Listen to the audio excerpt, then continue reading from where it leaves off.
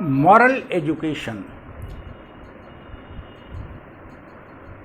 Moral education, moral training, values, integrity, positivity,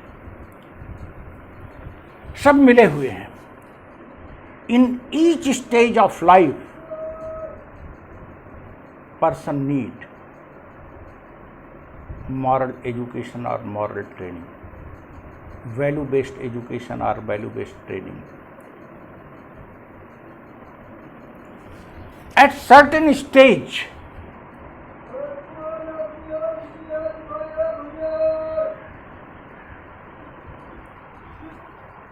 moral education is required. At certain stage, moral training is required. कभी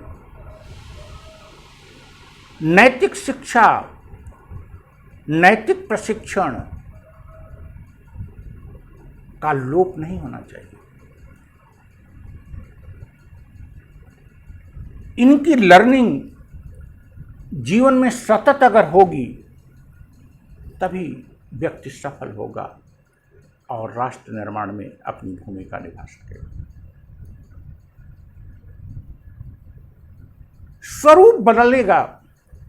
जैसे कुछ values universal हैं, कुछ values किसी profession के साथ जुड़े हैं और कुछ वैल्यूज समय के साथ जुड़े हैं.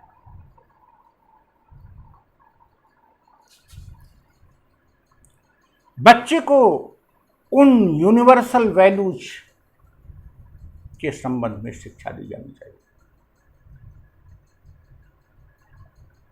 उन यूनिवर्सल पॉजिटिविटी के बारे में शिक्षा दी जानी चाहिए. जैसे truth, non violence, significance of truth, non violence, significance of integrity, ईमानदारी,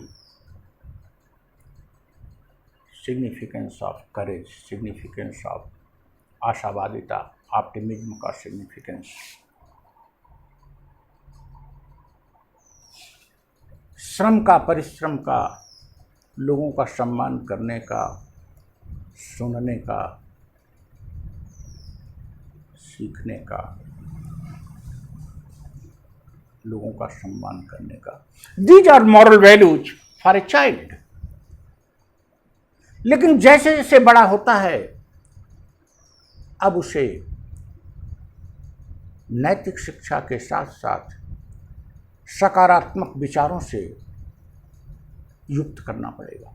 सकारात्मक विचारों की शिक्षा देनी पड़ेगी. The significance of democracy, the significance of socialism, the significance of Republic, federal character, constitutional values बतानी पड़ेगी. उसको व्यक्तिगत स्वतंत्रता का महत्व बताना पड़ेगा. उसको न्याय का महत्व बताना पड़ेगा. उसे समानता का महत्व बताना पड़ेगा. जब वो किसी जॉब में आता है, सरकारी सार्वजनिक जीवन में आता है, तो उसके लिए मॉरल एजुकेशन, मॉरल ट्रेनिंग है. Transparency, tolerance, patience, flexibility, public participation, generosity, these are the things which should be given in training to persons who are in public service. चाहे वो सरकारी सेवा में आता है, चाहे राजनेता बनता है तब भी उसको ये ट्रेनिंग मिलनी चाहिए. आज विधायक, प्रधान और एमपी चुन लिए जाते हैं, उनको एक दिन की भी ट्रेनिंग नहीं होती और जैसे वो रहते रहे हैं उसी प्रकार से रहते हैं. उनको दिखावे मात्र की 2 या 3 दिन की ट्रेनिंग होती है.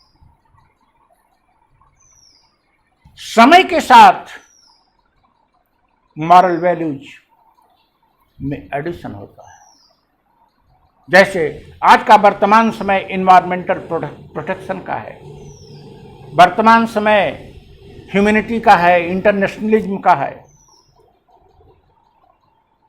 वर्तमान समय सस्टेनेबल डेवलपमेंट का है, इक्विटी का है, साम्य का है।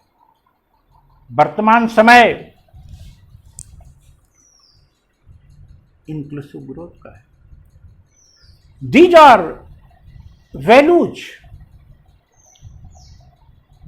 वर्तमान समय में natural justice, constitutional fundamental rights as well as other rights, इनके बारे में बताना होगा, इनके बारे में जागरूक करना होगा। The periphery of moral education is very wide.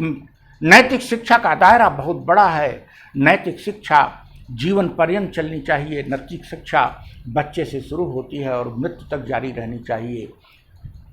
बच्चे को दी जाने वाली नैतिक शिक्षा सामान्य तौर पर सार्वभौमिक होनी चाहिए, यूनिवर्सल ट्रुथ से संबंधित हो चाहिए, यूनिवर्सल वैल्यूज होनी चाहिए। और नौजवान को दी जाने वाली शिक्षा उसके जात से रिलेट करती हुई होनी चाहिए।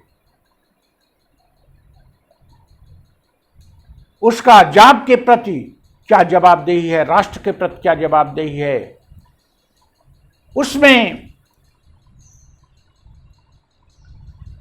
इंटरप्रेन्योरियलशिप लाने की बात की जानी चाहिए। इंटरप्रेन्योरियलशिप के लिए जो पॉजिटिव चीज़ें हैं वो लाने की प्रयास की जानी चाहिए और ऐसा ही प्रशिक्षण देना चाहिए। एक ब्यूरोक्रेट को भी नैतिक शिक्षा चाहिए, एक राजनेता को भी नैतिक शिक्षा चाहिए। और इस नैतिक शिक्षा में all the political obligations, all the social obligations, all the religious obligations are included. इस नैतिक शिक्षा में सभी भी धार्मिक, सामाजिक, राजनीतिक जो दायित्व हैं वे समाहित होने चाहिए। जो हमारी ड्यूटीज हैं वो समाहित होनी चाहिए। एज वेल एज हमारे जो राइट्स हैं, उन राइट्स का प्रयोग न करने से, उन राइट्स से भागने पर समाज अच्छी दिशा में नहीं चल सकता। इसलिए उन राइट्स के बारे में बताना चाहिए और साहस भी देना चाहिए। In fact, positivity itself is morality. Ethics क्या है? एथिक्स उसी का बड़ा रूप है। तो यहाँ नीति शास्त्र की बात होती है तो नीति शास्त्र में all the moral values, all the moral things, all the rights, as well as all the positive things required to be successful, required for the making of a civilized society are included in moral education. इस प्रकार से नैतिक शिक्षा की शुरुआत बचपन में घर से होनी चाहिए और मृत्यु तक नैतिक शिक्षा मिलनी चाहिए और नैतिक शिक्षा दी जानी चाहिए। Thank you.